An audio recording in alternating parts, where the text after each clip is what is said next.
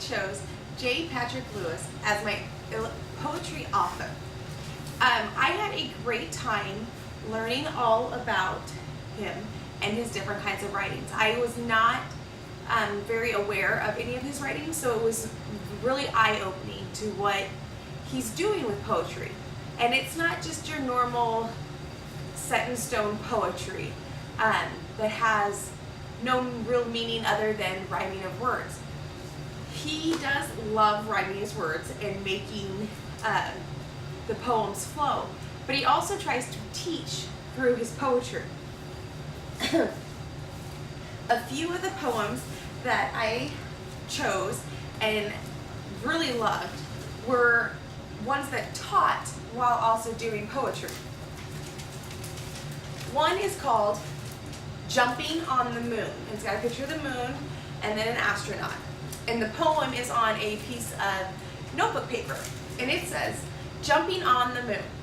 Neil Armstrong could jump 3 feet in the air in Wapaneca, Ohio. But then he became the first astronaut to land on the moon. And my, oh my, you can jump 6 times as high on the moon. How high could you jump on the moon, which is not green cheese or Swiss or feta?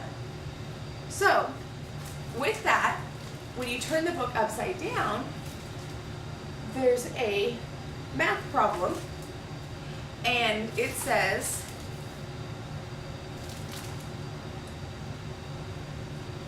that the answer is 3 plus 3 plus 3 plus 3 plus 3 plus 3 equals 18. So then it's, or 3 feet times 6, which is 18 feet. So Neil Armstrong could jump 18 feet on the moon.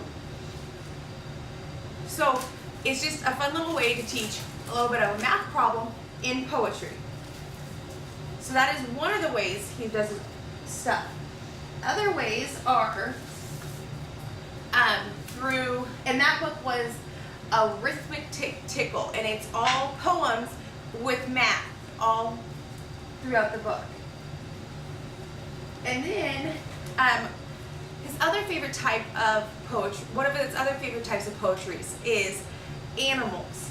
And so this one is A Good Mousekeeping, and one of the poems is it's got the house, and it's made out of cheese, and it's got a cat in the window and little mice standing guard, and it's houses that please country cats have furry welcome all mice mats, and front yards with ceramic rats.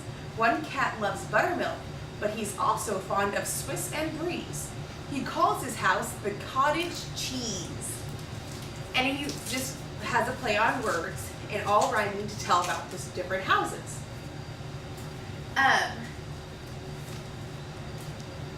The other book that I really enjoyed reading from him is The Countdown to Summer, a poem for every day of the school year. And I really enjoyed this one, and I'm actually going to buy it for a future classroom for me. It is a poem for every day. And some of them are funny, some of them are short, long, all different times. But quite a few of them have teachable moments in it. So poem 64 is Civil War couplets. What is the highest price of feta? Bull Run, Gettysburg. Up north, $300 could recruit a soldier who could be your substitute. Blue generals Grant, McClellan, Hancock, Hooker, and Blair. Gray generals Lee, Magruder, Pickett, Hood, Despair. If 620,000 soldiers lost their lives, how many mothers, fathers, daughters, sons, and wives? An actor by the name of John Wilkes Booth assassinated hope and murdered truth. So again, through poetry, you get a little bit of history.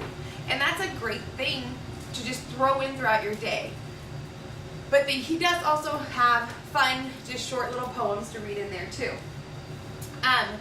J. Patrick Lewis was born in Gary, Indiana on May 5th, 1942.